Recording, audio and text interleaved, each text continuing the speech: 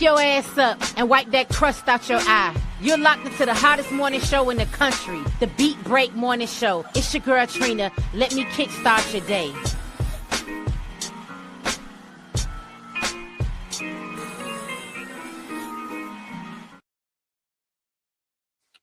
All right, and we're live. We're back, ladies and gentlemen. Welcome to the Beat Break Morning Show. I am Sean Garvey. Make sure you follow me on all social media platforms at Sean Garvey ATL and at Beat Break Radio.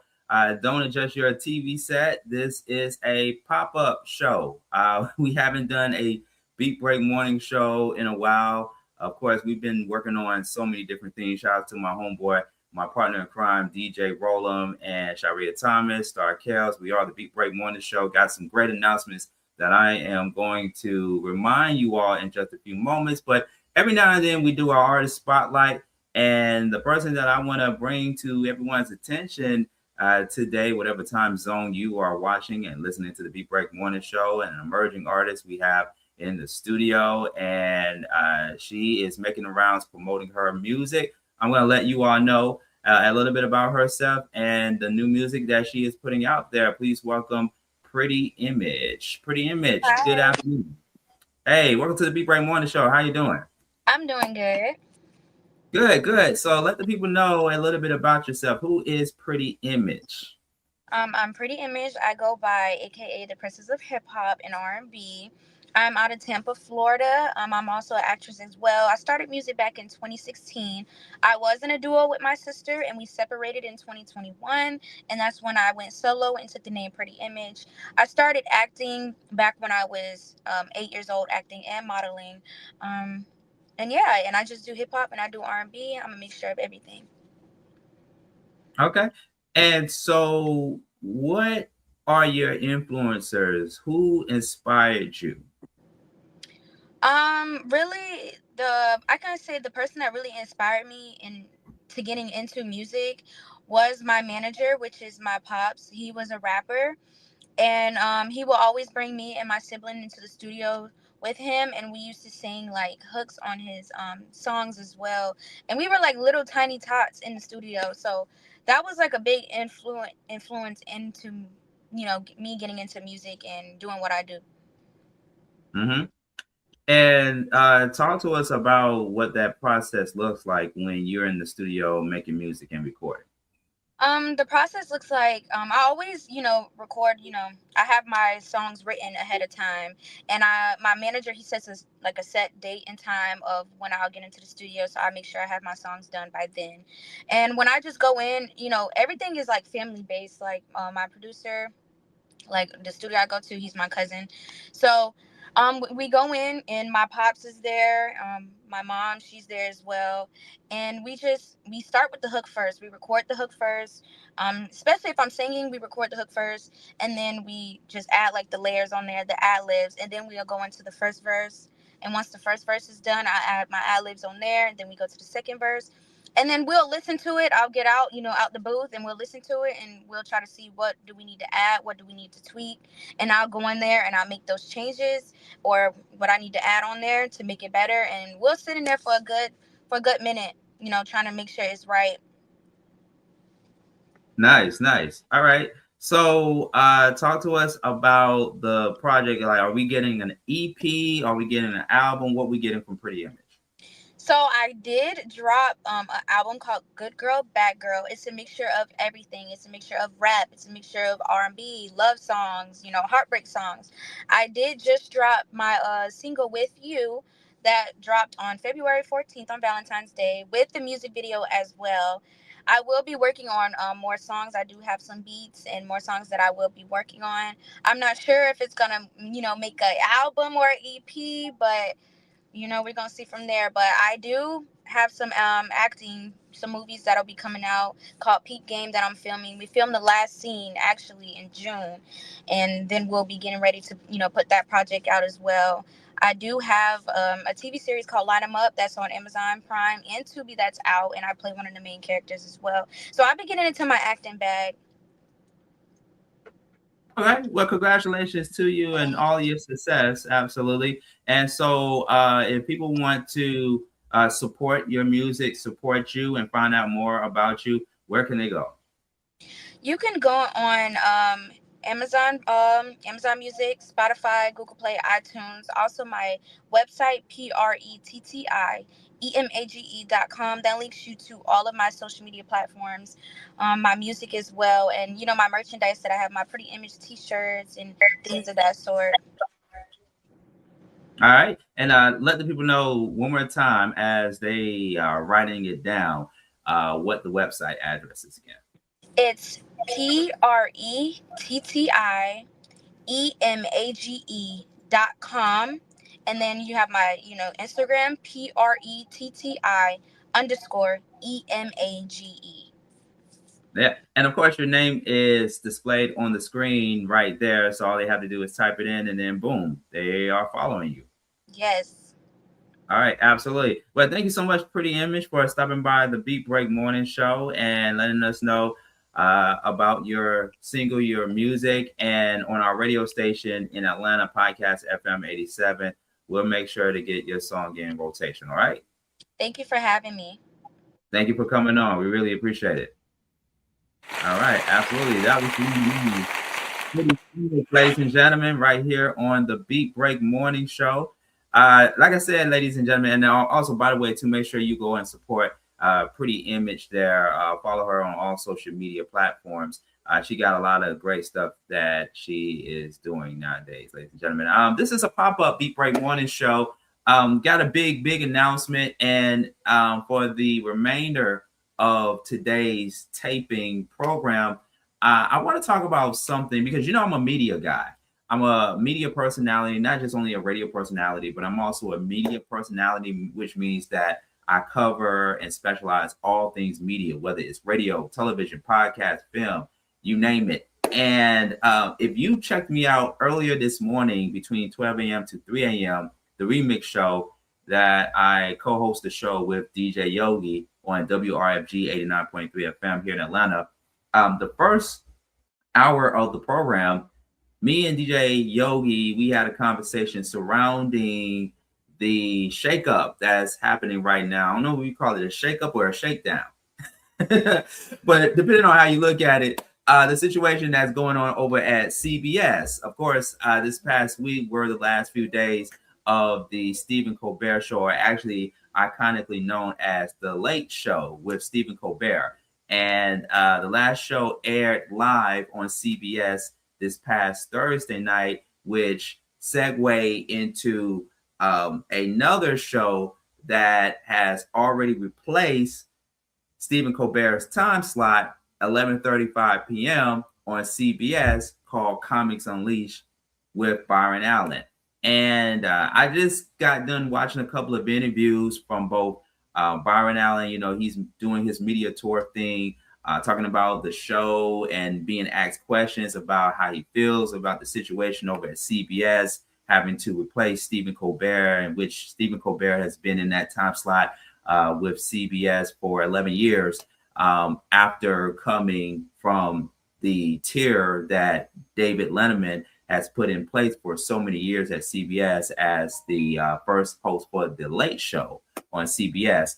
So I've been watching his interviews, and I've been watching Stephen Colbert's interviews, and even seen some of the interviews being done by even people like, of course, David Letterman himself. And so I got my own additional 2 cents on the situation. But again, I talked a little bit about that with DJ Yogi earlier this morning on the Remix Show. And I got so much to say about that, but I'm going to get into that in just a few moments. I'm actually going to play a few excerpts that I'm going to have to edit out in post because we don't want to get hit with a copyright strike. But I am going to play excerpts from the interview, one of the interviews that Byron Allen did with a media journalist who interviewed him on behalf of NPR. Things got intense during the interview / conversation between him and the journalist from NPR, but I'm only going to play a few excerpts from that interview, and I'm going to give you my additional 2 cents because I didn't really get a chance to say a whole lot that I wanted to say about the situation not just only with the Late Show, but just CBS in general, because CBS is, of course, owned by Paramount, and I've done some things with Paramount in the past, but I'm going to save the rest in just a few minutes because I want to make sure that I get the interview, the video interview queued up to play. I'm not going to play the entire interview because, of course, you can always go on YouTube and watch the interview. But I'm going to play some excerpts from it, and then we're going to talk about it, or at least I'm going to talk about it. But feel free to chime in by going into the comment section. We're live on Instagram at Sean Garvey ATL and on Facebook at Sean Garvey. So I will be right back. And let me see. In the meantime, between time, because I do have Pretti Emage song up right here in the queue, I want to play her song, one of her songs that her people sent me, and it's called With You. So while I get this interview up in the queue section, we're going to play Pretti Emage With You right here on the Beat Break Morning Show. We'll be right back.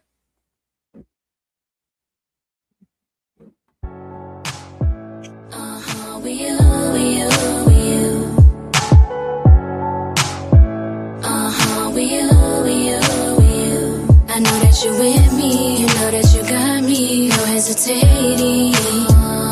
You wanna get married, I wanna get married, and baby it's scary. Wanna start a family, have us some baby, I'm anticipating. But as long as I got you, I don't have to worry about anything, cause as long as I'm with you, as long as I'm with you, as long as I'm with you, you are the one to help me through. As long as I'm with you, as long as I'm with you, as long as I'm with you, you are the one to help me through. Yeah, I need you up in my life, my life. The way you love me and touch me right. You got me thinking about it all night, yeah, all night. You got my back, I got your back, ain't no question. I love you down, you love me down, no second guesses. Now come here, baby, let me tell you my confession. Confession. I know that you're with me, you know that you got me, no hesitating. You wanna get married, I wanna get married, and baby it's scary. Wanna start a family, have us some baby, I'm anticipating. But as long as I got you, I don't have to worry about anything, cause as long as I'm with you, as long as I'm with you, as long as I'm with you, you are the one to help me through. As long as I'm with you, as long as I'm with you, as long as I'm with you, you are the one to help me through. When I'm with you, with you. When I'm with you, with you. When I'm with you, yeah. I know that you with me, I know that you with me, yes. You know that you got me, you know that you got me, yes. I know that you with me, I know that you with me.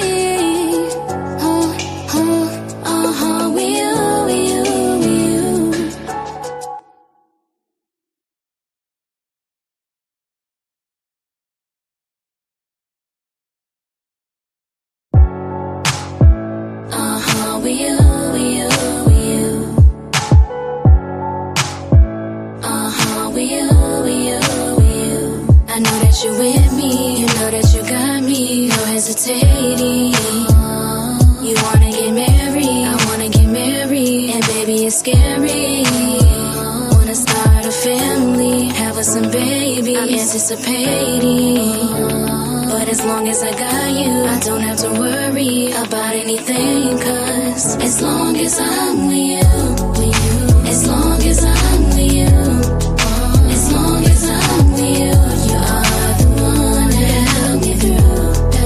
As long as I'm with you, as long as I'm with you, as long as I'm with you, you are the one to help me through.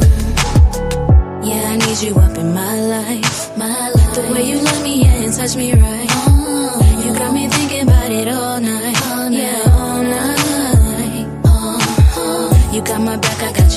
ain't no question.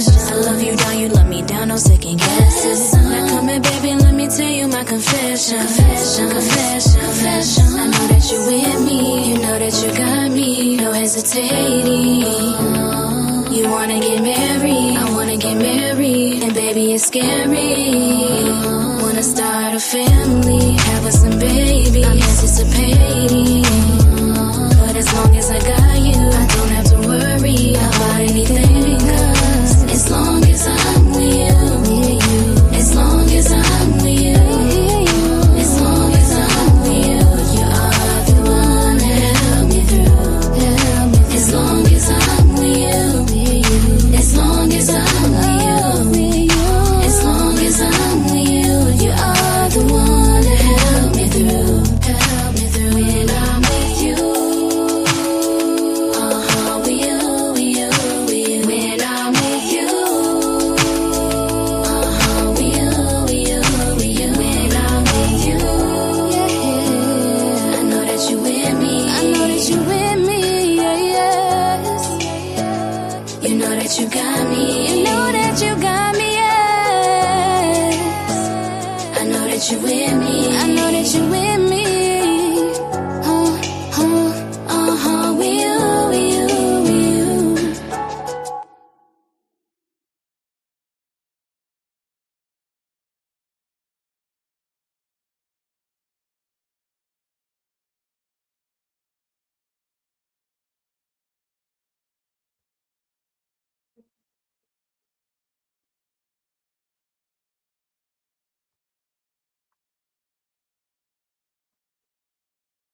All right, and we're back. I'm sorry, I thought there was something going on in the background here. And we're back, the Beat Break Morning Show on podcast FM 87 and on our Honey channel here. By the way, Honey will be back up and running in a few days. So if you haven't already, go ahead and download the Honey app to your Roku TV, and now on your Amazon Fire TV. We're going to have all that information and more on our soon to be revised website, reach1communications.com. That was the new one from Pretti Emage with You. Again, make sure you go and support her. Go to her website. All you got to do is just Google, for all of my Google heads out there, or DuckDuckGo heads out there. Pretti Emage, and it's spelled Pretti Emage. Let me see if I can put it here up on our screen here so you can take down her name, because she has it spelled in a very unique way, which I love it. Nothing wrong with being different. Pretti Emage, Pretti Emage, Pretti Emage. Make sure you Google her and check out her music and so much more. The Beat Break Morning Show with Sean Garvey, DJ Rollum, Star Kills, and Sharia Thomas. All right, so let's get into it, because this is a pop-up show. I know a lot of you all did not expect for a pop-up Beat Break Morning Show, but I'm going to give it to you anyway, because that's how we do around here. So before I get into what I want to talk about, big announcement in case you've been sleeping on a rock, or you may have missed the post that I posted on social media since yesterday, or you may have missed out on the big announcement that I made on the remix with DJ Yogi earlier this morning on WRFG 89.3 FM. But I made the announcement that Beat Break Weekends, which will be a spinoff from what you're watching right now, the Beat Break Morning Show, is going to air on WRFG 89.3 FM. Speaking of which, on WRFG 89.3 FM in Atlanta on Friday morning. I was about to say Thursday night, but I'm getting into the habit of not mentioning 2 days, of the same show, because people get confused. That's just how people's brains operate. So technically speaking, it's Friday morning, all right? Some people still consider it as Thursday night, but it's Friday morning. So it's Friday morning, 3 a.m. to 6 a.m., and that's Eastern Standard Time locally in Atlanta. So I got to give myself, yours truly, Sean Garvey, a round of applause for that. Thank you. To being on a station that has rich history in Atlanta and just throughout the southeastern region, of course. Because the station itself, if you're unfamiliar with WRFG in Atlanta, the station's been around for 52, 53 years now. And we're coming up on another anniversary celebration in a few weeks, actually. Well, technically in July. So I know they are planning on doing something very, very major, very big for WRFG here in Atlanta. And is it July or June? I think it's June, July. Well, I know it's this summer. It's this summer. They're going to be celebrating WRFG's annual anniversary celebration. But I started out there since I was 19 as an intern, and I became a volunteer for the station before going on to working and performing at numerous commercial radio stations in the Atlanta market. And so now I'm back to my original roots, which is WRFG, and I get to have my own show on WRFG during the Rough, Rugged, and Raw lineup program from 3 a.m. to 6 a.m. So it's a full circle moment because that's how I got started. I got started as an intern, having to get up at a certain time in the evening to go to the radio station and be a part of, which was once upon a time, Casual Conversations with D-Kaz and DJ Yogi from 2 a.m. to 6 a.m. So I love overnights. I love the other time slots that I've done over the years in radio, but I love overnights for all the truck drivers, for all the graveyard shifters, for all the people staying up, whether they're doing their homework or whether they are just, bored, trying to listen to something different and what have you. I'm going to be the one to come in from 3 a.m. to 6 a.m. to give you positive news from the hip hop community, positive hip hop music, positive commentary. Everything's going to be positive, positive, positive. I'm on my Byron Allen. It's not going to be a political show. Okay. Oh man, I'm sorry. I was being facetious when I said that, but it's going to be a great show. You're going to definitely enjoy it. If you enjoy the remix with myself and DJ Yogi on Saturday mornings from 12 a.m. to 6 a.m., you're definitely going to enjoy the Beat Break weekends from 3 a.m. to 6 a.m. Friday morning. We're still ironing out the premiere date on when I will be live on the air from 3 a.m. to 6 a.m. So just to make it clear and to clarify, I'm going to be on twice a week, not just only once a week, but twice a week on WRFG 89.3 FM. So stay tuned for additional details and more to come as we continue to iron out the additional details on the premiere date for the show and so much more. Let's go to the comment section and see what people are saying. Again, big shout outs to Pretti Emage. Thank you for having me on. It is my pleasure to have you on. And again, I reiterate, support local artists, support independent artists doing their thing. They're grinding, they're out here hustling and doing what they do, do what they love doing, which is curating and creating art and music for people to enjoy. All right. The Beat Break Morning Show is what you're tuning in. What you're watching is me, Sean Garvey ATL, and at Beat Break Radio. All right. So that's my big announcement. We're going to be expanding. So it's not going to take away from everything, all considered Reach One Communications. Of course, we're going through our redeveloping stages at the moment. So we got about one more week to get everything in place for the actual relaunch of Honey and all of its subsidiaries by June 1st. So on Monday, June 1st, if you already downloaded the app, the Honey app, to your Roku TV and on your Amazon Fire TV, you're going to see some changes on there. You already have seen, if you already downloaded the app, you already have seen or already seen the video content that are on there.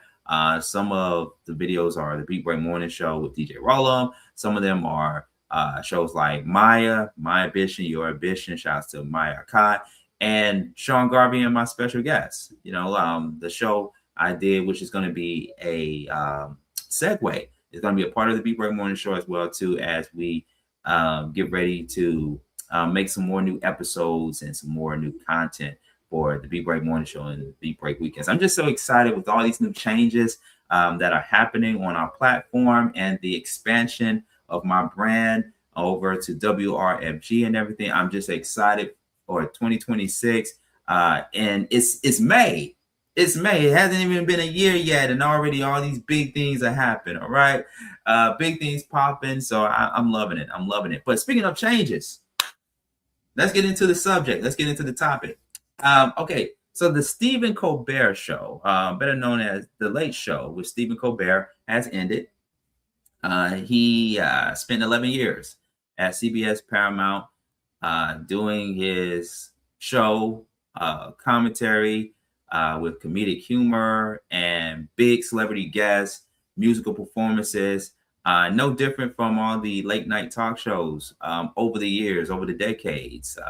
Jimmy Fallon to Jimmy Kimmel, Seth Meyers, even John Oliver on HBO with his show. And even before them, you had the iconic ones, Johnny Carson, the Tonight Show with Johnny Carson from back in the day, Jay Leno, Conan O'Brien, so many people to name. And there's one other person too who did who had a late night talk show on CBS, and he got canceled, unfortunately.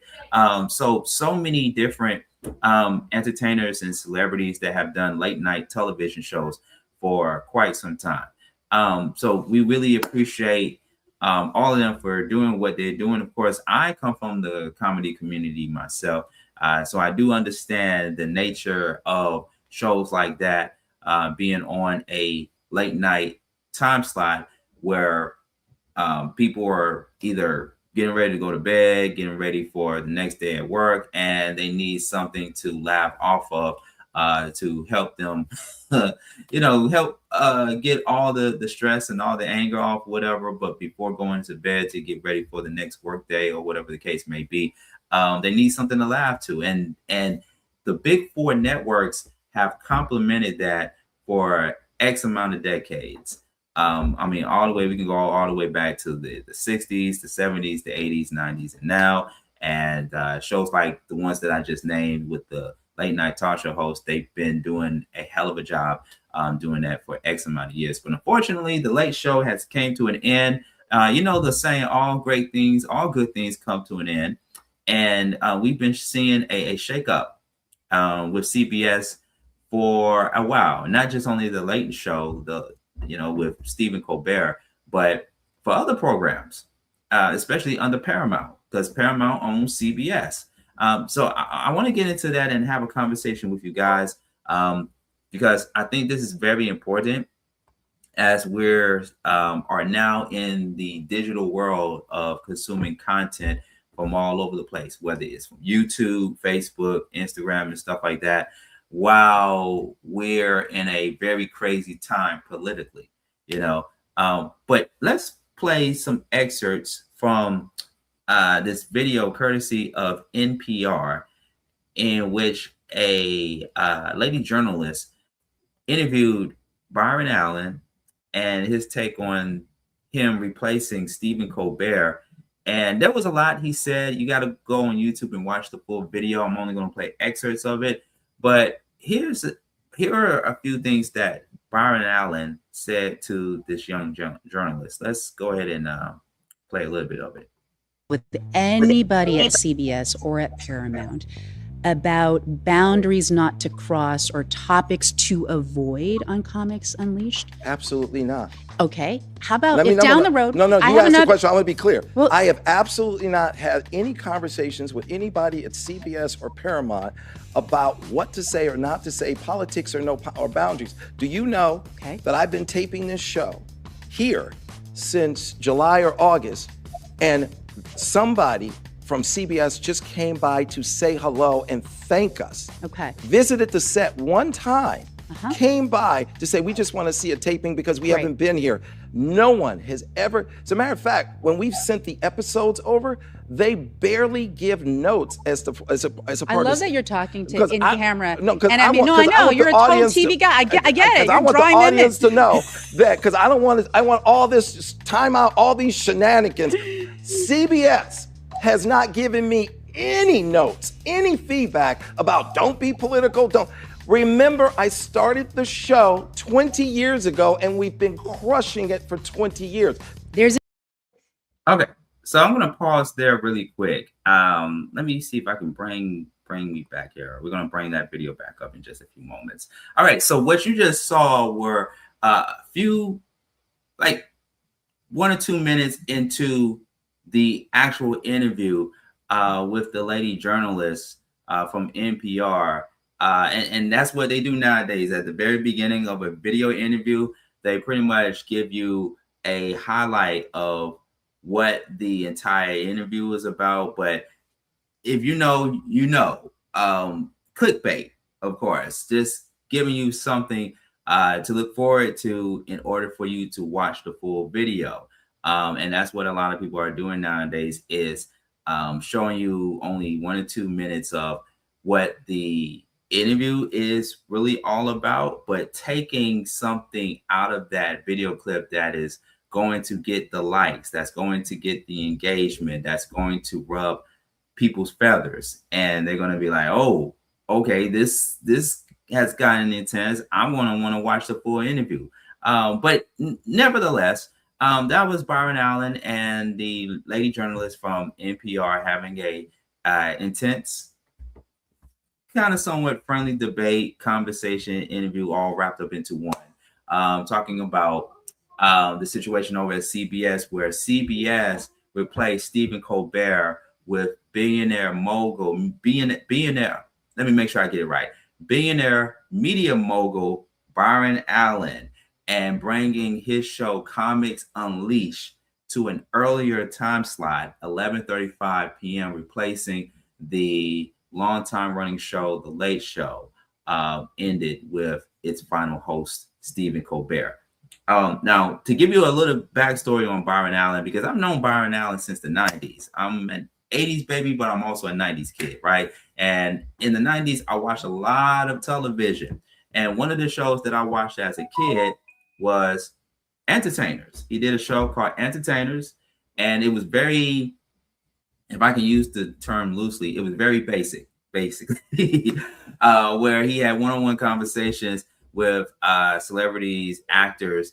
So whenever actors are promoting a movie or a series, but more so it was movies that they were promoting, whether it was Tom Cruise or Tom Hanks or, you know, whoever, all these A-list celebrities from the 90s and what have you, and they still making movies to this very day, Byron Allen would sit down and have a conversation with them. Now, of course, Byron Allen, before Entertainers, he did many shows. He did multiple shows, including Real People. Now, Real People came out way before I was born. And so he done Real People. He done a lot in television. But if you ever heard interviews in the past from Byron Allen, he breaks everything down that I'm not going to be able to do on the Beat Break Morning Show. But he breaks everything down from when he was a baby all the way up to a kid, all the way up to being a teenager, and how he got into the business. And he got into the entertainment business through his mom, in which his mom had him at the age of 16. And then years later, she became an intern for NBC and pretty much went from there. And one of the people, if not the only mentor at the time to Byron Allen, was, of course, Johnny Carson.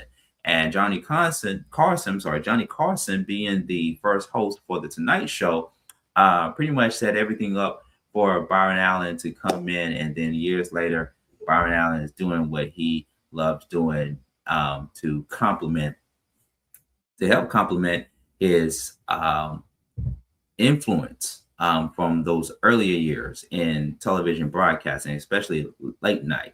And so what Byron Allen is doing now is more than just coming in and doing his show. And also, I got to rewind the tape a little bit more back.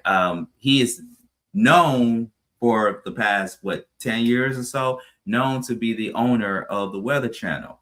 So he, of course, is the owner of Byron Allen Media Group, the CEO, founder, and chairman of Byron Allen Media Group. But he also owns the Weather Channel, which the Weather Channel is under Byron Allen Media Group, including many platforms from the Griot to Comedy TV to Pets TV, so many other platforms, including Local Now, in which I watch constantly, Local Now, to get my weather and my news information from that particular source. And so now, fast forward, here he is with Comics Unleashed at 11:35 p.m. Monday through Friday on CBS, followed by Funny You Should Ask, which is also produced and created by Byron Allen himself. So we're talking about a block of Byron Allen content late night on CBS Monday through Friday. Now, a lot of people online have expressed their frustration, their anger about the situation with Stephen Colbert being removed. And a lot of people feel that this is a political attack because of a joke that Stephen Colbert made on his show months ago, aiming at our current president, Donald Trump. And, with President Donald Trump in his hand with Paramount, especially during the merge between Paramount and Skydance, a lot of people feel that has a lot to do with Stephen Colbert being fired, being canceled from the Late Show, and not just only him, but the Late Show ending the way that it did due to a political joke that Stephen Colbert made. And a lot of people feel like this is an attack on their First Amendment, freedom of speech. And CBS commented recently through numerous sources that this was more so of a financial decision. Of course, in television, when you do live programming, live television, and you pay somebody to be the host, or you pay actors or the talent to carry that show, that costs the station or the network a lot of money versus a syndicated program. With a syndicated program, it doesn't cost the station or the network no money at all. They just put this syndicated program up and they go based off of the ad revenue that particular syndicated show brings to that network and to that station. It's the same thing with radio stations. Again, people, I come from the world of media. I come from television and radio, so I know how it works. I've been at radio stations before where on-air talent and personalities got fired, and it's not because of underperforming, if you will. It's because it's their way of trying to save money, all right? Because, at the end of the day, it's about the bottom line. You're going to hear that more and more a lot these days. It's about the bottom line. And it's a huge shakeup happening right now in the entertainment industry with both radio and TV, with people getting fired left and right and stuff and being replaced by automated programming or syndicated shows that are carried by a major host or a well-recognizable talent in the industry. And, it just saves the company money from having to pay a talent, where nowadays the talent can go to a place like YouTube, in which Byron Allen spoke about in some of his interviews that his next thing right now is to go over to YouTube and try to get a share out of YouTube. He also made the announcement, along with taking over that time slot, replacing Stephen Colbert, is that he also has recently purchased a share. He owns a share now in several different media outlets, including BuzzFeed, the Huffington Post, and Stars, of course. That news came out earlier, weeks before we learned that Byron Allen was going to replace Stephen Colbert with his show Comics Unleashed. So Byron Allen got a 11% stake in Stars. So yeah, he's coming in and he's pretty much taking over, and he wants to own more and more properties in the media landscape. And what are my thoughts? What are my feelings about it? 3 words. I love it. I love it. As a media owner like myself, that owns content like the Beat Break Morning Show or Therapy Ain't No Joke or Soul Dates Live, I curate all these shows that are going to be incorporated into the Beat Break Morning Show model. And even the content that I'm going to be putting out there this year, it's not just only going to be radio shows, it's also going to be non-scripted and scripted podcast series and podcast content that are what I call an extension of Beat Break Radio, of the Beat Break Morning Show. It's content that I own. And I have content already up on different multiple places, including Spotify, iHeart Podcasts, and of course, YouTube. So I have my content on multiple platforms, but I own them, right? And I do get a share. I do get, revenue from that. Is it a whole lot? No, it's not. It's not a whole lot of revenue, especially being made in the media landscape that I work in. But at the same time, it's my passion. I love it. And the consistency is going to bring me more and more businesses down the road. And that's how I'm able to make the kind of money that I make, from ad revenues to investors wanting to invest in what we do here at Reach One Communications, which is the parent company of Honey, the parent company of Podcast FM 87, Reach One Network, and Beat Break Radio. So a lot of the shows that you see online curated by me, I own them. I executive produce them. I produce them. I wear many hats when it comes to the type of content that I put out there in front of thousands and thousands and thousands of people worldwide, not just only locally, in which we're based in Atlanta, but also across the country and around the world. Our last analytics show that we have viewers and listeners from other countries around the world, whether it's Japan, whether it's Africa, whether it's Australia. We get those analytics. But our big base is here in the United States, especially in Atlanta, because we get a lot of people tuning in to the show from Atlanta and other places as well, California, New York, Florida, everywhere.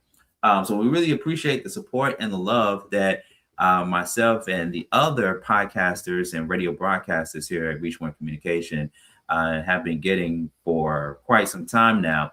But just like Byron Allen, we are ready to expand, and we are ready to own as much properties that are out there as possible, because I do believe in creating your own table and also getting a seat at the table at the same time. There were a few things that I definitely agree with what Byron Allen said in the interview. Even though a lot of people, and I've seen the comments online from a lot of people, people are going to say what they're going to say at the end of the day regarding a business decision that a lot of people don't feel great about, because at the end of the day, it's business. I also believe that it can be both business and personal. The classic saying that you hear people say all the time, it's nothing personal, it's business. I believe it's both. I believe it's both business and personal. I believe that what happened with Stephen Colbert was both business and personal, especially making the joke that he made about our current president, Donald Trump. But I also think it's a business thing if it's about saving money and looking at all the other competitors that are out there, like the streaming, like YouTube and all these other platforms where you can get on there and be able to say what you want to say. And it also depends too, because with freedom of speech, with the First Amendment, you have to be careful of the information and what you say that will go over the airwaves. You got to back yourself up with facts. You have to. There's so many people out here nowadays that have opinions, but some people that go on the airwaves don't have the facts to back it up with. So they're just opinions. You can have both facts and opinions, or you could just have facts, or you can just have opinions about it and stuff like that. And, you know, the internet can be a cesspool for misinformation. People hear a certain type of comment, hear an opinion, this, that, and the third, and they run with it, and they just believe what is being put out there on the internet because they heard somebody say this or they heard somebody say that. And so again, the internet can be a cesspool of misinformation. However, in the world of comedy, it's kind of like both. You know what I mean? Like, it's both facts and opinions, but it's also in the form of comedy to help the comedian get his or her point across by making an opinion about something and trying to back it up with facts or whatever. And in most cases in comedy, you know, comedians don't have to have facts. They don't have to have facts. A lot of comedians just go based off of personal experiences and how they look at the world. You know, how you look at the world may be totally different from how I look at the world, based off of lived experiences, or, you know, it could just be how you was brought up in your environment, you know? So I think it's a very interesting time in the world of broadcasting, where you have so many shows that have opinions with comedy behind it, and certain people can be triggered about it. I mean, look at what Dave Chappelle has went through. A lot of people were ready to cancel, especially in the world of cancel culture. So many people were ready to cancel Dave Chappelle for the jokes that he made about certain communities, you know, the LGBTQIA community and a few others, in his comedy specials that were on, that are on Netflix, because Netflix still to this very day have not taken down his comedy specials, you know, from those jokes that he made and stuff. Were there people that were trying to boycott? Absolutely. Absolutely. But Netflix is a paid subscription service, versus CBS, where nowadays it is or has become a channel where you can either watch for free if you have analog, if you still have like the digital antenna. Now for me, I don't have CBS. I don't even have Paramount Plus. So I'm not able to watch sitcoms in real time. I have to pay to get CBS, or I have to pay to get Paramount TV. I have Pluto TV. Pluto TV is under the Paramount brand. It's alongside with CBS and under Paramount. So I'm able to watch free content on Pluto TV, which is a part of Paramount. But with CBS, I last time I checked, CBS, I know for Paramount Plus, I have to pay a subscription. But with CBS, I can't watch CBS the same way that I watched CBS in the 90s. So in the 90s and in the 80s, you know, the big four networks like NBC, CBS, Fox, and ABC, if you had basic TV, basic television and stuff before the digital age, you can easily watch them for free. Cable television is something you have to pay as an additional service to what you already have. But my mom and I, we would just turn the knob. You remember the analog TVs where you have to turn the knob, or you had to have a remote control to flip the channels or what have you? We did all that, and we were able to watch ABC, CBS, NBC, Fox, and watch what we call back in the day appointment TV. They still have appointment TV on linear television, but the days of linear TV is starting to fade away to a certain extent, because now you have streaming.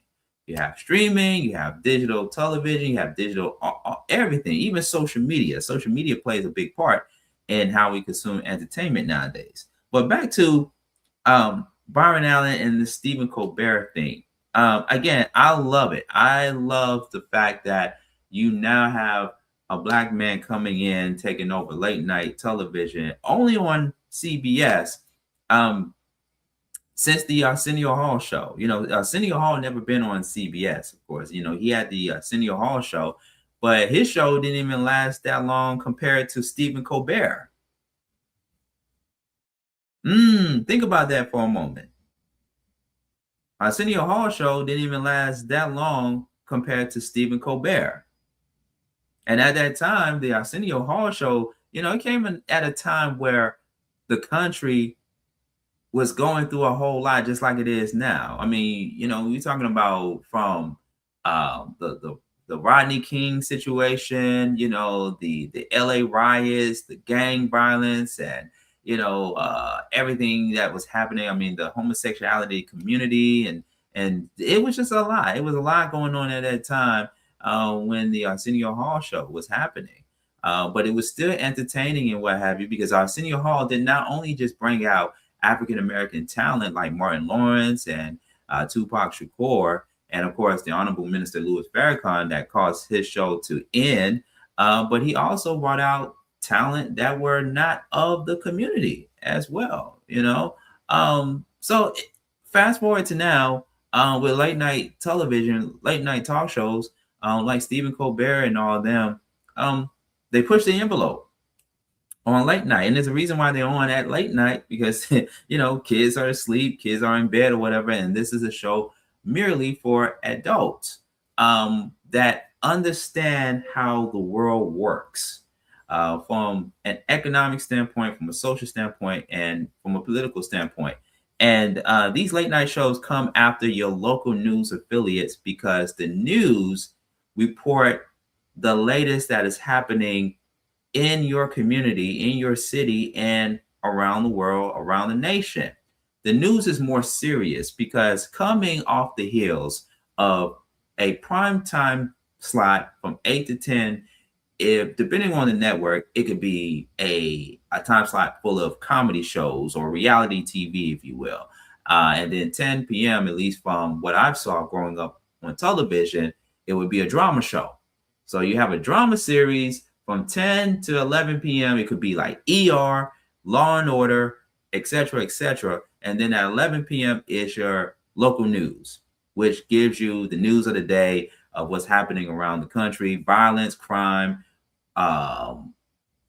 things that are happening in the political landscape and what have you. And then, they get into the weather, the sports, and all that other stuff. So the news is more serious. And late night television shows come behind that to bring you a form of relief from what was reported in the news at 11 p.m.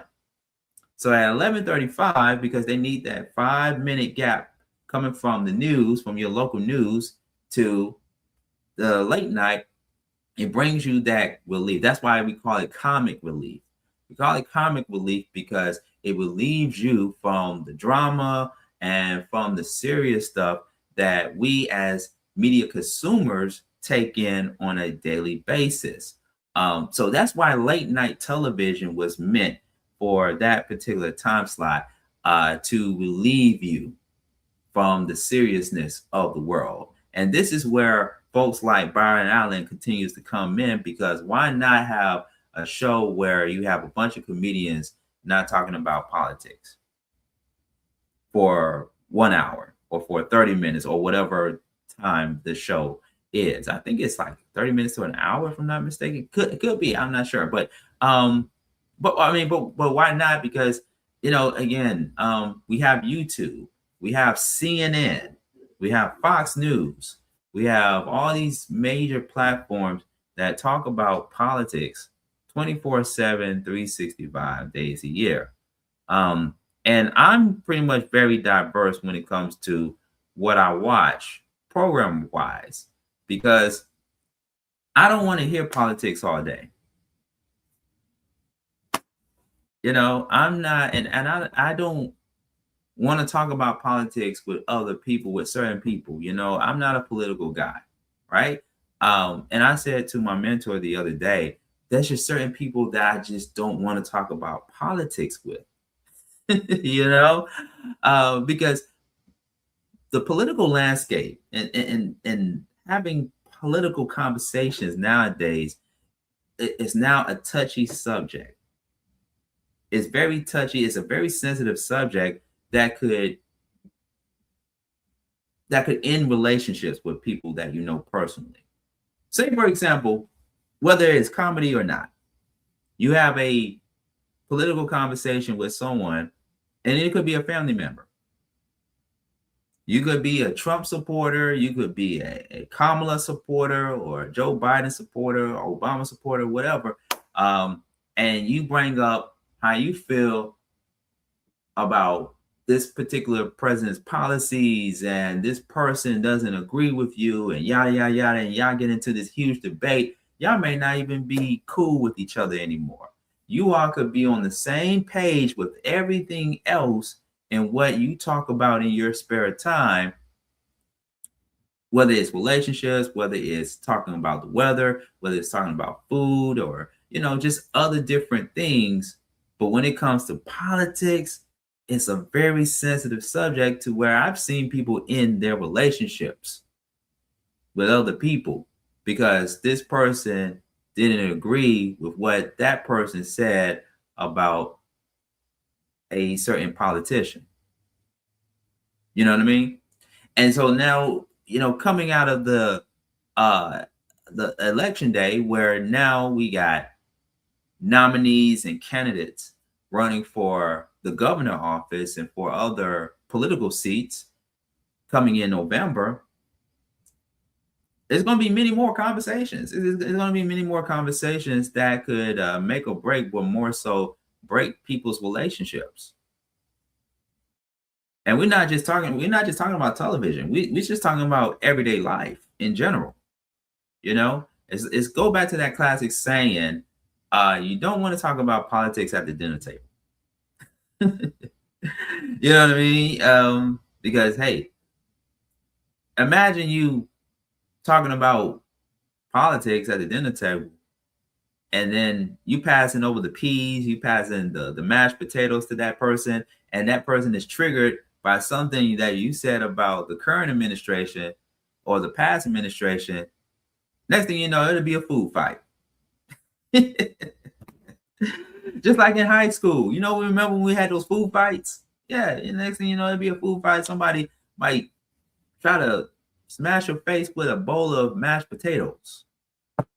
Just imagine that. I'm just saying. Put in the comment section. We're live on YouTube, Facebook, and on Instagram at Beat Break Radio and Beat Break AM Show on YouTube. If you want to comment on the topic in which I'm discussing, this is just a pop-up show, the Beat Break Morning Show with Sean Garvey and DJ Rollum. As we talk about the situation over at CBS, Stephen Colbert out, Byron Allen in to take over his former time slot, 11:35 p.m. Comics Unleashed on CBS, coming after a long run with the Late Show with Stephen Colbert getting dropped by CBS. And so many people feel a type of way about it. There's only a very few people that feel excited about it, including me, myself, you know, being that I'm a business owner, I'm a media owner and what have you. But I want to go back to the video. I'm going to play a few excerpts. If you see me fast forwarding it's because I'm not trying to play the entire video, but I just want to get some of the highlights from what the NPR host, and I'm going to get her name and pull the video up so you all can get her name. And I'm going to fast forward to some of the highlights and what her and Byron Allen covered in this conversation. Let's go back to it. New late night hosts taking over Stephen Colbert's slot on CBS. Byron Allen. He's a businessman, a media mogul, but he's also had deep roots in stand-up comedy. For the past 20 years, he's been hosting a comedy roundtable show called Comics Unleashed. And now it is that show that is shaking up late night's comedy lineup. I wanted to talk to Byron Allen about that, so I met him on the set of one of his productions in Culver City, California. Nielsen, 56 metered markets. And according to Nielsen, the show Comics Unleashed is beating Seth Meyers in 43 of the 56 metered markets. Okay, now, I'm going to ask you a direct. Let me jump in here. I'm so sorry, Byron. I let you jump in. It goes back and forth. I let you jump in. I need well, to. at some point, I got to jump in with a question because I'm curious if you had any conversations with Paramount or CBS. I'm going to answer. I'm going to answer. Well, but I want you to get the numbers. Let me give you the numbers. So, 40. So we're beating Seth because this is really what matters. Because you asked me how the deal happened. Yeah. We won in those 19 weeks. We won, and since September, we're beating Seth Meyers, who's been on way longer than my 18 months. Now what's happening, you have to look at this, because we go by the numbers. Remember, Elsa, it's business show, not show business. The repeats on political humor, when you do a show, the repeats are negative 52%. The talk shows that are doing political humor, the repeats negative 52%. The repeats on Comics Unleashed, negative 14%, according to Nielsen. Why? Because I'm not talking about something that happened 8 weeks ago or 12 weeks ago. Now, if you're in show business— Have you had any conversations with anybody at CBS or at Paramount about boundaries not to cross or topics to avoid on Comics Unleashed? Absolutely not. Okay. How about if down the road— No, you asked the question. I want to be clear. Well, I have absolutely not had any conversations with anybody at CBS or Paramount about what to say or not to say, politics or boundaries. Do you know that I've been taping this show here since July or August, and somebody from CBS just came by to say hello and thank us. Okay. Visited the set one time, came by to say, we just want to see a taping because we haven't been here. No one has ever, as a matter of fact, when we've sent the episodes over, they barely give notes as a part of— I love that you're talking to in camera. No, because I know you're a total TV guy. I get it. I want the audience to know that, because I want all this time out, all these shenanigans. CBS has not given me any notes, any feedback about don't be political, don't. Remember, I started the show 20 years ago, and we've been crushing it for 20 years. Now, let's talk about— I don't know if IMDb rating of 4.3 is crushing it, but let me ask you another question. Elsa, you brought it. I want to go there. You think I'm not going to address— you said absolutely no conversations. I want to address that. IMDb, that's not the rating service. And you know who I go to please? I go to please the people. Now, go back to the ratings. Yes. I'm winning in 43 of the 56 markets. My ratings go down 14% in repeats, as opposed to political humor going down 52%. So I'm winning with the people, and that's all that matters. Now, if Paramount— HUT levels. No. Okay, you're speaking about ratings, so I need you to know what you're speaking about. Okay. HUT levels, households using televisions. That's what it stands for. The HUT level at 1135 is damn near double the HUT levels, households using televisions, at 1235. Okay, so you're saying a reason. Time out. Mathematically, you can't get a higher rating because you have half the audience available to you. So at the end of the day, I'm not trying to replace Colbert. I am not trying to hold on to his audience, because Comics Unleashed has been around 20 years and has its own audience, and we're speaking to people who have been ignored. And good luck finding another show that's had on more comedians at every shape and size and color. Do you think you're going to bring on bigger Okay, I want to stop right there. I want to stop right there for a moment. So Byron Allen is breaking down some of the TV jargon to Elisa Chang, host of All Things Considered on NPR. We can throw out the television jargon all day and all night about HUT levels, and even in radio, there is TLH, total listening hours, and all this information. I mean, all this information is very important. But again, the bottom line is business, it's money. It's money. It's about how can we save money, but also still be able to entertain the listening audience, because they got to put something in that time slot that is going to still keep the comedy wheel going for CBS, coming out of a news program from 11 to 11:30 that is touching on something serious. Because like I mentioned before I played that excerpt, a television network has to play something that's going to complement the previous show that's already aired, but it's also going to give people some breathing room, some type of relief coming out of something serious.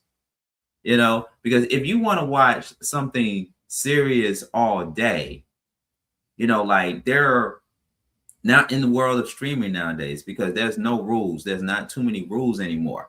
But in the world of streaming channels, you can go for that. You can go and watch a channel and watch a crime drama series back to back to back to back to back all day, every day, 24/7, almost like on demand, if you will. So if you want to watch something that is all political, because you might be a political junkie, there's streaming apps for that. There's channels for that. There's, you know, political shows back to back to back to back. And so what Byron is saying is that, if you going back to the television jargon, he's basically saying that you have all these different rating systems. You don't just have just one rating system. You have all these different rating systems, where one rating system will say, well, you're losing by this amount of people. But then you may have a different rating system that may say, well, you winning based on this compared to this other person. It's no different from when you check your credit score. If you go and check your credit score, you have these 3 different credit agencies. One could say that you have 600. The other one could say you have 500. And then the other one could say you have 400. You know? Or all 3 of them may say, well, you have a 760 credit. The other one could say you have 710. So it's all these different rating systems that are out there for a reason. But you heard him say, I go based on the people. I go based on what people like, what community like. I don't go based off of too many rating systems and stuff, because I know what it's meant to do.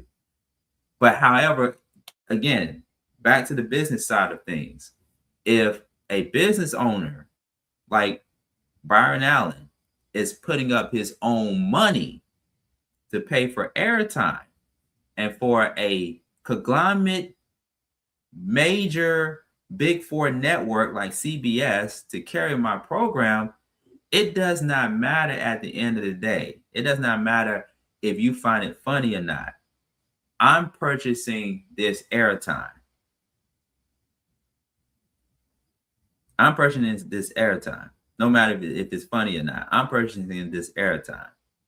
If someone is purchasing airtime, money out of their own pocket, and the person and the company are sharing the ad revenue, or the company is getting that money back from the ad revenue, and a person like Byron Allen is getting paid on the back end from other places and stuff, it's like, who cares? It's who cares? It's the same thing at radio stations that I worked at in the past. You know, we had these radio stations, these dollar to holler radio stations, pay to play radio stations. And I've seen people put up their own money to pay for airtime, and some of their shows were not funny. They were not funny. They were not entertaining and stuff, but they put up their own money to pay for airtime, thinking that they're going to get thousands of listeners and hopefully millions of listeners or whatever. But they weren't funny. Now, maybe to me, they weren't funny, or to me, they were not engaging. But to somebody else, or depending on what their fan base looked like, they may find it more engaging than I did. But that person put up his or her own money. And so what he was explaining to the interviewer and to all of us listening in real time is that we have to start owning things. We have to start going in, putting up our own money and owning property, owning time slots, owning our own platforms, owning our own channels. That's basically what he's conveying. There's a difference between being an owner and being a talent. I was a talent before I became an owner.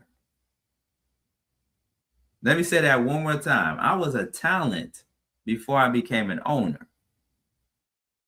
I know how these big corporations work because I come from the world of media.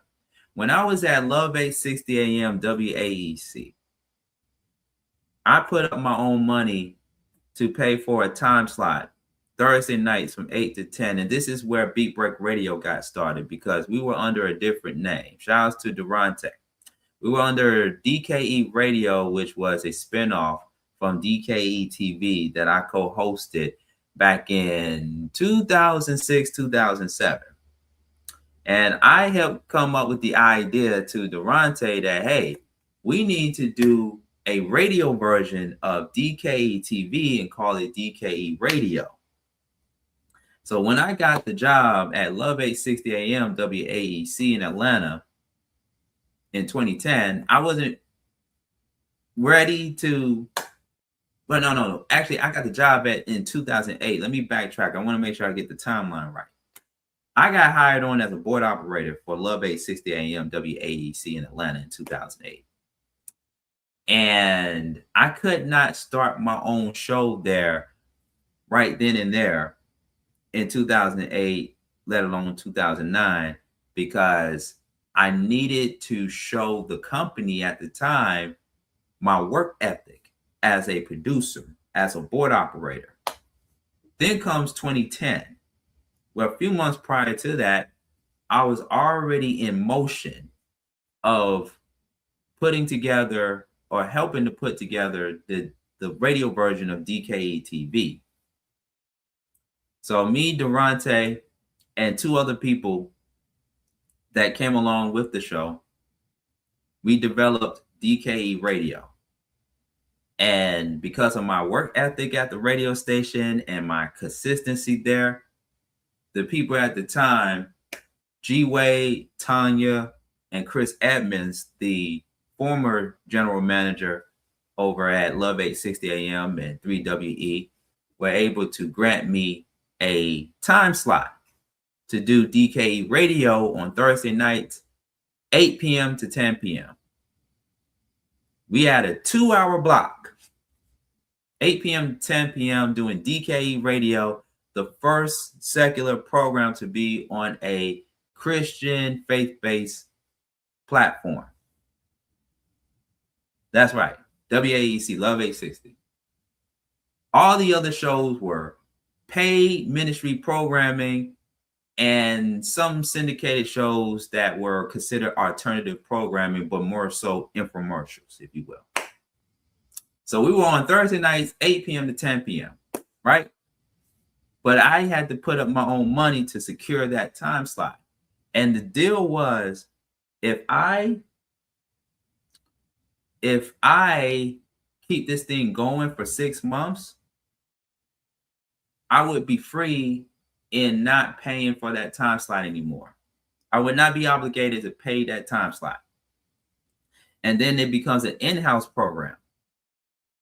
But I've already paid for the time slot, 8 p.m. to 10 p.m. All right, so this is in 2010. I want everybody to hear this. This was in 2010. Then 2011 came. We get a new boss. He comes in. He listens to the show on Thursday nights, 8 to 10, and it's one of the most popular shows on Love 860 AM. We had people from Macon, Georgia, and people from Colorado and Nevada, all these different states across the country listen to DKE Radio from 8 p.m. to 10 p.m. But around this time, I want to also backtrack as well too. Durante had left the show. And so we had to change the name from DKE Radio to what is now still known as Beat Break Radio. And I was put in charge to carry the show. Now, fast forward to 2011 when Beasley Broadcasting, because that's the group that owned Love 860 AM, brought in a new general manager. He listened to the show. He liked it, but he wanted to move us to a different time slot. And he got wind that I stopped making payments for that time slot. So he had an agenda. He said, I want to move you guys to a different time slot. And he had already set in motion that he wanted this particular time slot, Thursday nights, 8 to 10 p.m., to go to somebody else that were willing to pay for that time slot. Ask me how I felt about that. Ask me how I felt about that. I wasn't too happy. Neither was DJ 360. Neither was More Than Ashley, Lola B. You know, we held down this Thursday night time slot from 8 to 10 p.m. for a year. And then here comes this guy who think he knows everything about radio, telling me and telling DJ 360 and More Than Ashley and Lola B that we needed to go to a different time slot. The show is great, but y'all not paying no money for this particular time slot. So he ended up moving us to 12 a.m. to 3 a.m. Saturday night, Sunday morning. And he still made us pay for that time slot. The crazy thing was, I was an employee there.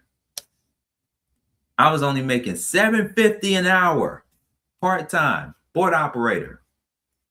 And you want me to pay for a late night time slot, 12 a.m. to 3 a.m., in which we lost plenty of listeners from the Thursday night time slot? Come on, that's insane. That's insane. But we had to push the envelope a little bit by talking about some things between 12 a.m. to 3 a.m. that were going to be able to get people to tune in to the show. Because if you didn't have anything to say on the show, especially during a 3-hour time slot, nobody's not going to listen to you. And that's when I came up with the idea of doing a segment called The Bedroom Hour. And that was towards the end of the show. So we would play the music, we would do our commentary on different things, on current events and stuff, but then we get into the bedroom hour. Yeah, true story. Long story short with that, me and the general manager at the time, we bumped heads more, and next thing I knew, I resigned. But guess what, folks? I took the show with me. I took Beat Break Radio with me. I made the announcement, and it was a proper sign-off. In February of 2012, going into March, I made the proper sign-off to take Beat Break Radio off the air at Love 860 AM WAEC in February of 2012. And I resigned the week after that as a board operator, as a producer. But I took the show with me because I owned it. I owned Beat Break Radio. I paid for airtime because the boss made me pay for airtime. Now, if he had hired me, if Beasley Broadcasting hired me to come in and do a show for 2 hours, 3 hours, 4 hours, whatever, and they paid me, yours truly, Sean Garvey, if they paid me to host a show for 2, 3, 4 hours or an hour, and I do amazingly well, they could take me off the air at any given time. They can take me off the air at any given time. Whether I'm overperforming, whether I'm underperforming, they can take me off the air. Doesn't matter how popular I am. They can take me off the air. But with Beat Break Radio at Love 860 AM, I took myself off the air because me and the boss didn't see eye to eye on things. And so fast forward years later to 2026, I still own Beat Break Radio. And now Beat Break Radio has created a lot of opportunities for myself and for people that work with me within the Reach One Communications universe. So yeah, you can say I made a boss move. I made a boss move by leaving Love 860 AM WAEC because the guy wanted to play political. He wanted things to be his way and stuff, and I just wasn't for that. No, absolutely not. Yeah. And then I took the show to other places. I took the show to WATB, an underperforming radio station, and did a few months there and partnered up with other online radio platforms and stuff like that. And it didn't work out until there was an opportunity to create my own channel and create my own radio station. Oh, we're going to create Podcast FM. Boom. We're going to create Reach One Network. Boom. We're going to create a 24/7 online radio station where you can hear past and present Beat Break radio shows 24/7. Boom. And we're going to put it on this channel. Boom. And that's what I did, folks. I did not wait for other radio stations in the Atlanta area to pick ourselves up. We tried going to other Atlanta radio stations to pick Beat Break Radio up, but they closed the door on us. They, you don't know who you are. Despite the fact that I've interviewed celebrities in the past, I got a YouTube channel. I got a YouTube channel of interviews I've done with celebrities: Taraji P. Henson, Cedric the Entertainer, Eric Sermon. The list goes on and on and on. But that doesn't matter. That doesn't matter. Celebrities coming on my show or who I interview and stuff is all about ownership. And I own my content.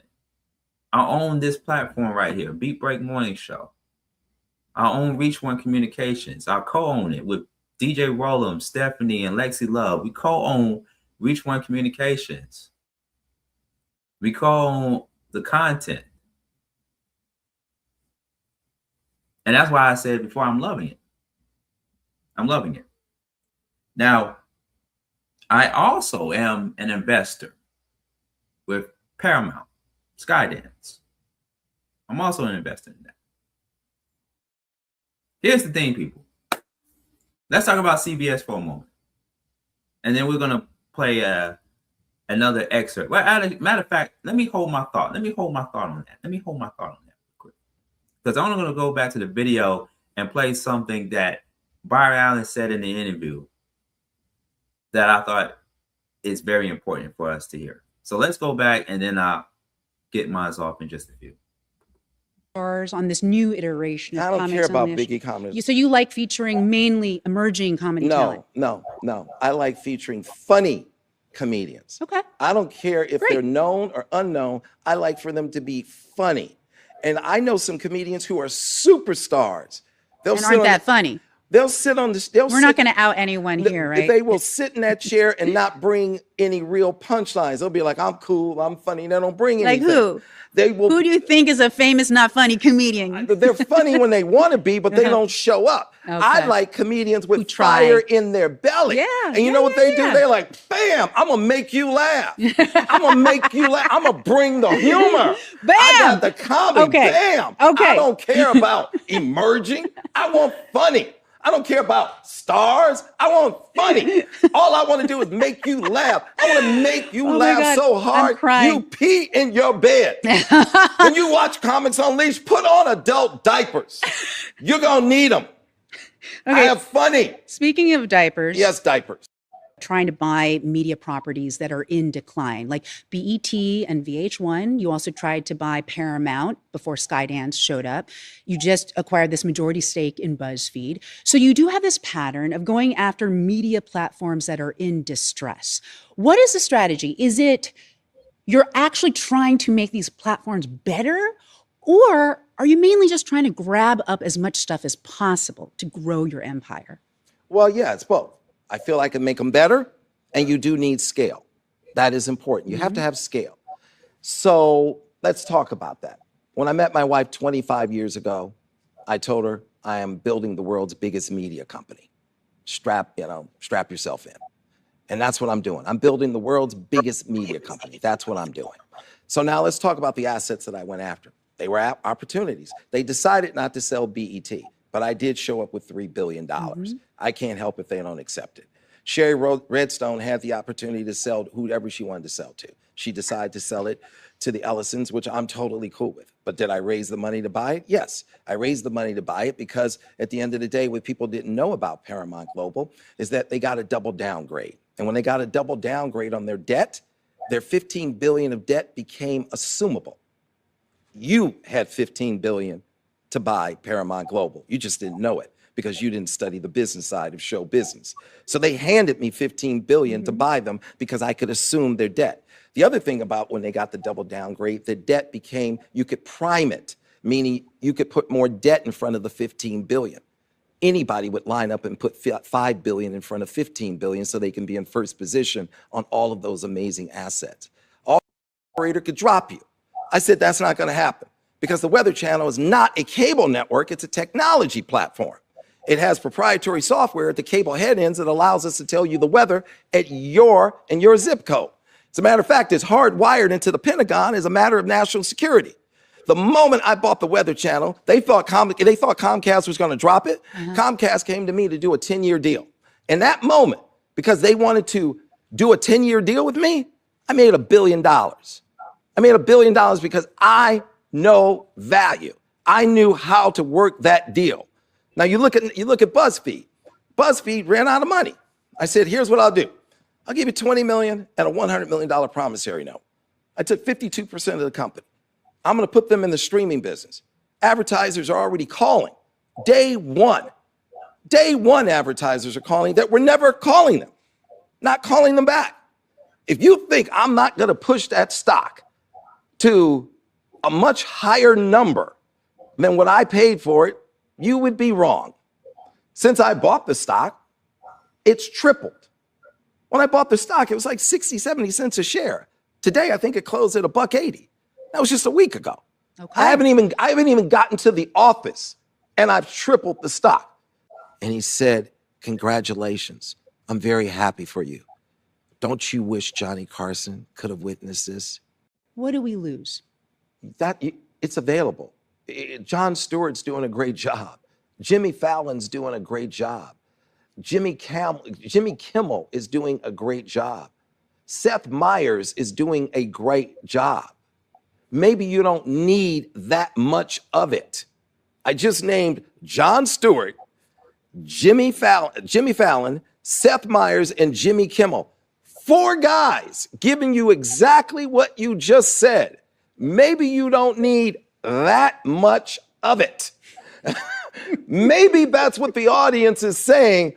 I don't need that much of it. Maybe the audience is saying, I have enough of that. Okay, so I was trying to find the part in the video where he talks about us, being of the community, Black community, where we came in and we built this infrastructure that we tend to use a lot of times. I was trying to find that part of the video. I couldn't find it, so I'm not going to worry about it due to time constraints. But there were a few things that Byron Allen said that were very important, including, and it goes back to what I said about ownership, about going in here, going in these media outlets and owning stuff. Again, I'm an investor in Paramount Global. I'm also an investor in iHeartMedia and Comcast, NBC, Universal. Yesterday, I just announced that I am a share owner in Netflix.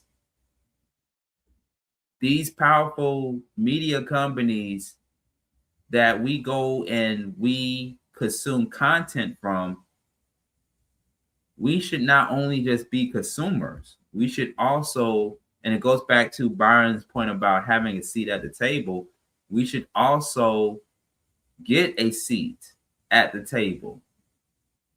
And understanding that if we want content that is not stereotypical, that is not showing us in a negative light, we got to get a seat at the table and be able to get our own stuff on their platform and be able to control our own images. You take, for example, Tyler Perry. Tyler Perry did the same thing that Byron Allen has already done. Pay for airtime. And it's the reason why his shows, including House of Pain, that is on BET, I mean, just like what Byron Allen said about trying to acquire BET as well. Tyler Perry has his own shows on BET. But before that, shows like Tyler Perry's House of Pain was on TBS. Tyler Perry paid for airtime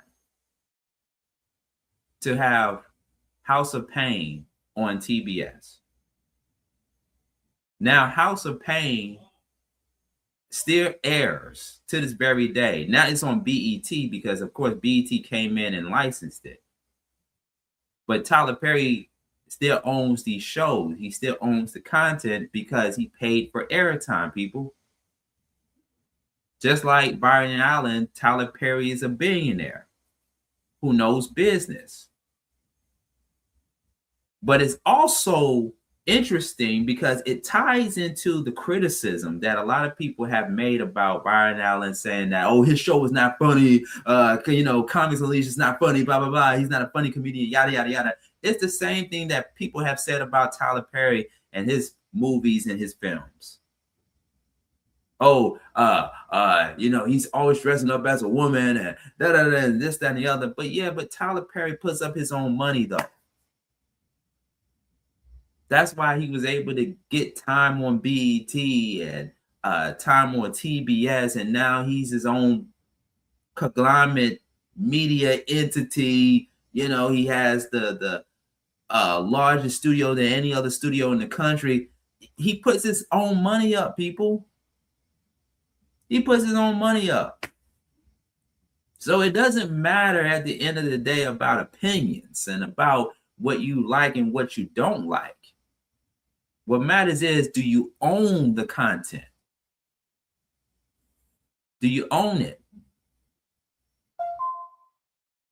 Do you pay for your own airtime? Or are you looking for a company or for a Big Four network or for a conglomerate institution to pay you to be on the air? Now, here's why I want to talk about CBS. And this is why I think this is a very interesting time. CBS has already canceled dozens of shows. You know what shows CBS has canceled over the past few months? Shows with Black leads. Let's go down the list. The Equalizer, Queen Latifah, Black lead. The Equalizer got canceled. Watson, starred by Morris Chestnut, a Black lead, canceled from CBS. Daddy's House, Damon Wayans and his son Damon Wayans Jr. canceled after only one season. All those shows got canceled with black leads on CBS. I didn't see nobody, especially nobody within or outside the community, rallied or talking about we're going to boycott CBS to keep those shows on the air. Where were the late night talk show hosts and the other talent, other actors on CBS, or the audience or the fans? Where were y'all at when these shows got canceled on CBS? And I watched those shows. Those shows were great. Now, The Neighborhood with Cedric the Entertainer, that show just ran its course. But CBS needed that one token black family sitcom show to go against what? Blackish. That was on ABC. And they did a couple of spinoffs that didn't last long. But guess what? Those shows like The Neighborhood and Blackish, the people behind those shows did not pay for airtime. If the people behind those shows and those sitcoms paid for airtime, we probably would have gotten more seasons of The Neighborhood and more seasons of Blackish. But it was the networks like CBS and ABC that paid the talent.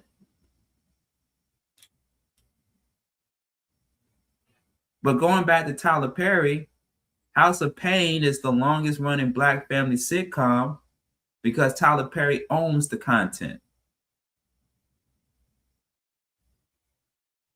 So I think it's a very beautiful thing that we see in the world of television and media these days, of a person of Byron Allen stature to come in and purchase airtime and still want to be able to give comedy. Comedy is subjective, people. Comedy is subjective. What you may find funny, somebody else may not find funny.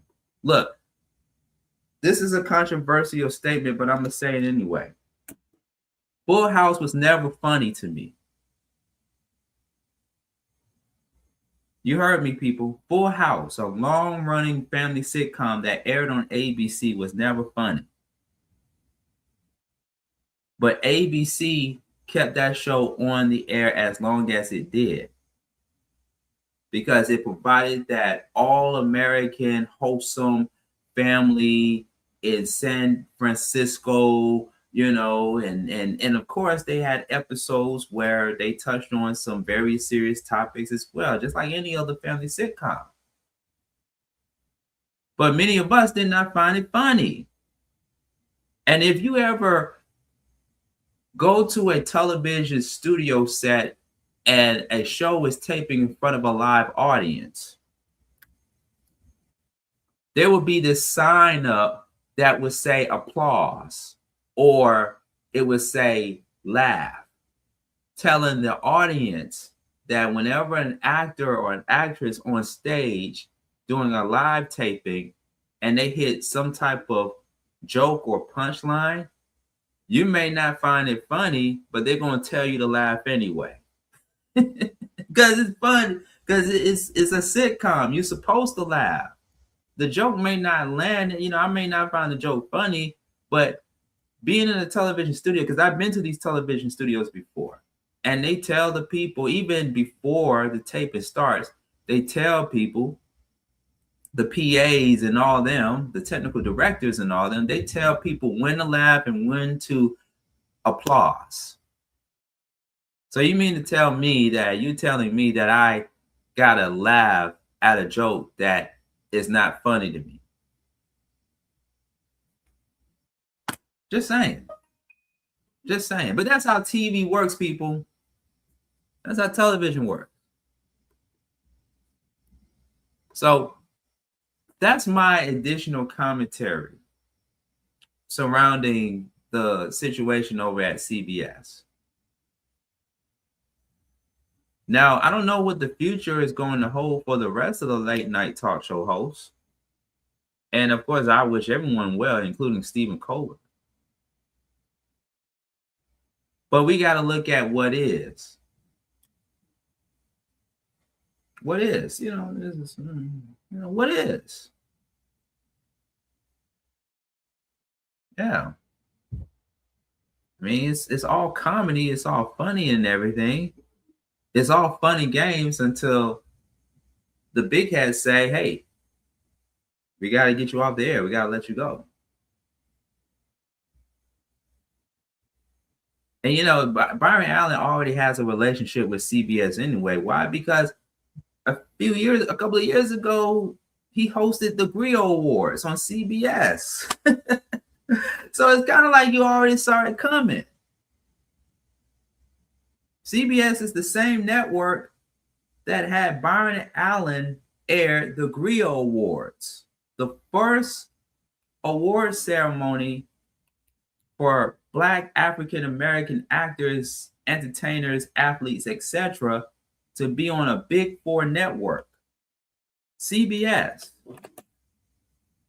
But you might have missed that memo.